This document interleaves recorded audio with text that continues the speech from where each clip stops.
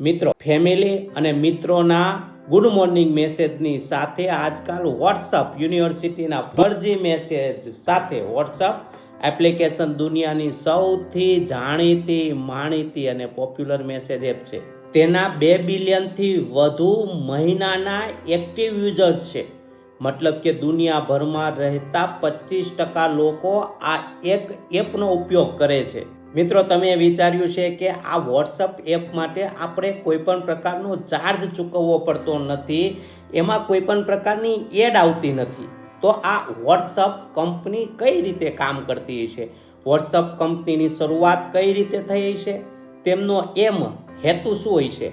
ખરેખર અત્યારે જે વોટ્સઅપ આવે છે તેવું જ વોટ્સઅપ શરૂઆત જ્યારે થઈ એપ્લિકેશનની ત્યારે હશે?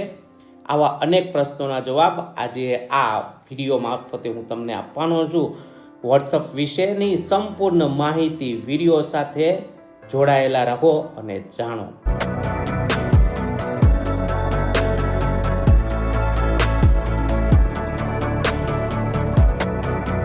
વોટ્સઅપની શરૂઆત કરવામાં આવી 2009માં બે મિત્રો દ્વારા, બ્રાયન એક અને જેમ કોમ. આ બંનેએ તે પહેલા યાહૂ કંપનીમાં 9 વર્ષ સુધી કામ કર્યું હતું અને જ્યારે તેમને યાહૂ કંપનીને છોડી પછીથી તે અલગ અલગ નોકરી જોબ માટે એપ્લાય કરતા હતા. તેઓએ ફેસબુકમાં એપ્લાય કર્યું, રિજેક્શન આવ્યું.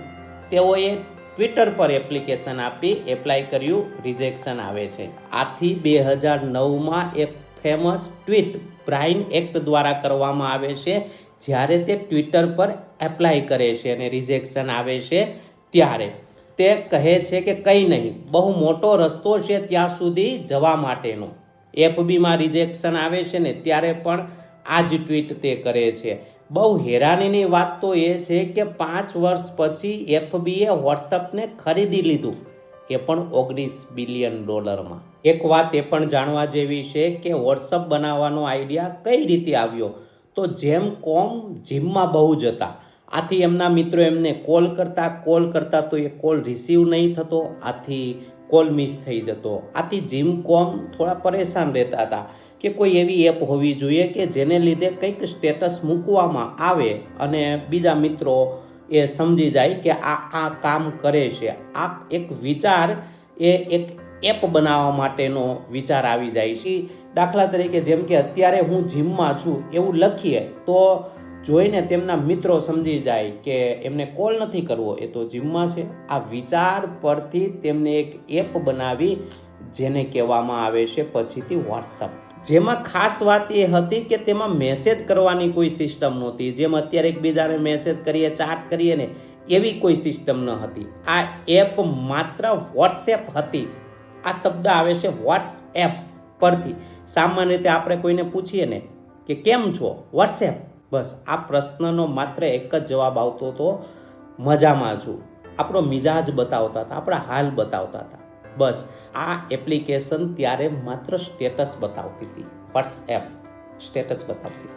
જેમ કે તમે જીમમાં છો તો તમે લખી શકો કે હું અત્યારે જીમમાં છું અને આ સ્ટેટસમાં મૂકી દેવાનું. આથી બધા મિત્રોને એ નોટિફિકેશન આપતા હતા. જેમ કે તમે જીમમાં છો તો લખીને મૂકી દેવાનું કે હું અત્યારે જીમમાં છું, સ્ટેટસમાં મૂકી દો, એટલે નોટિફિકેશન બધા જ મિત્રોને આવી જતું હતું. આ હેતુ માટે આ એપ ત્યારે બનાવવામાં આવેલી હતી, પરંતુ ધીરે ધીરે એ પછીથી ખબર પડે છે કે આ એપનો તો લોકો મેસેજની જેમ ઉપયોગ કરે છે.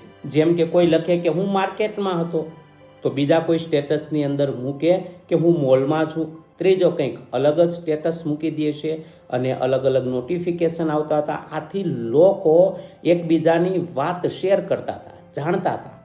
આ કામ શરૂ થયું એ સમયે. આમ લોકો મેસેજની જેમ સંદેશો સ્ટેટસમાં મૂકવા લાગે છે. ત્યારબાદ એપના ફાઉન્ડરને વિચાર આવે છે કે આ એપને આપણે મેસેન્જરમાં ફેરવીએ અને તેનો આ વિચાર ખરેખર ગજબ હતો અને ખૂબ જ સક્સેસફુલ, જબરજસ્ત સક્સેસફુલ રહેશે. એ જબરજસ્ત આઈડિયા એટલા માટે હતો કે 2009માં માત્ર એક જ એપ હતી ફ્રીમાં મેસેજનો ઉપયોગ કરી શકીએ એવી, અને એ એપ હતી બ્લેકબેરીની BBM, બ્લેકબેરી મેસેન્જર. પણ તેનો પ્રોબ્લેમ એ હતો કે તમારી પાસે બ્લેકબેરીનો એ ફોન હોવો જોઈએ અને સામે બ્લેકબેરીનો ફોન ઉપયોગ કરનાર જ BBM એપ્લિકેશનનો ઉપયોગ કરતા હતા, એકબીજાને ફ્રીમાં મેસેજ કરી શકતા હતા. અને હવે જનરલ બધા લોકો માટે એક જ રસ્તો હતો વોટ્સઅપનો કે જે ફ્રીમાં મેસેજ કરી શકે. 2009ની અંદર લગભગ બહુ ટૂંકા સમયની અંદર 2 લાખથી પણ વધારે લોકોએ આ એપ્લિકેશનનો ઉપયોગ કરે છે, ડાઉનલોડ કરે છે. હવે વોટ્સઅપને ઇન્વેસ્ટરો દ્વારા ફંડિંગ પણ આવવામાં લાગ્યું અને વોટ્સઅપની પોપ્યુલારિટી ખૂબ જ વધવા લાગી, આપોઆપ પોતાની રીતે જ વધવા લાગી. કારણ કે કોઈ માર્કેટિંગ નહીં, કોઈ એડવર્ટાઇઝ નહીં, કેમ કે લોકોને પસંદ આવતું અને લોકો તેમના મિત્રોને કહેતા, તે અન્ય મિત્રોને કહેતા, આમ ઓર્ગેનિક ગ્રોથ થયો. મિત્રો, તમને બરાબર યાદ છે 2009માં મેસેજ અને કોલિંગનો સેકન્ડનો ચાર્જ હતો. આથી લોકો માટે ક્લિયર કટ ઓપ્શન હતો. પછીના 2 વર્ષમાં આ એપ ટોપ 10માં આવી ગઈ. બ્રેન એક્ટે પોતાના ટેબલ પર એક વાત લખીને રાખેલી, નો એડ્સ, નો ગેમ્સ, નો ગેમિંગ્સ. તે કોઈ એડ કે કોઈ ગેમ કે કોઈ ફાલતુના ફીચર અહીં એડ કરવા માગતા જ નહીં હતા. તે પોતાની એપને સિમ્પલ જ રાખવા માગતા હતા. માત્ર મેસેન્જર તરીકે, મેસેજ તરીકે તેનો ઉપયોગ થાય એ જ હેતુ એમનો હતો. એ એપને ટુ ધ પોઈન્ટ રાખવા માગતા હતા. ત્યારબાદ $1 જેટલું પેઇડ રાખેલ ખરા, જેમાંથી એ ટીમનો ખર્ચો ઉપાડતા, વોટ્સઅપને અપડેટ કરતા અને 3 જ વર્ષની અંદર ખૂબ જ વધારે પ્રમાણમાં કમાણી પણ કરેલી. તે કહેતા કે પ્રોડક્ટ એ પેશન છે, તેમના ડેટા લેવામાં અમને કોઈ ઇન્ટરેસ્ટ નથી. બસ આ જ સિદ્ધાંતથી તે કામ કરતા. ત્યારબાદ એન્ટ્રી થાય છે ફેસબુકની. આમ તો 2012થી વાત ચાલતી હતી, પરંતુ 2014માં માર્ક ઝુકરબર્ગ ફેસબુક એ વોટ્સઅપને ખરીદી લે છે $19 બિલિયન.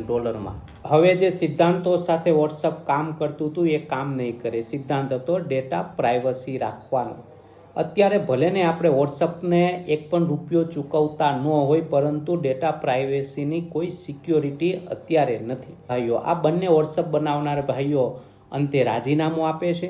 બ્રાયન એક્ટન નવી એપ સિગ્નલ માર્કેટમાં લોન્ચ કરે છે, જે પોતાના સિદ્ધાંત ડેટા પ્રાઇવસી પર મક્કમ રહે છે.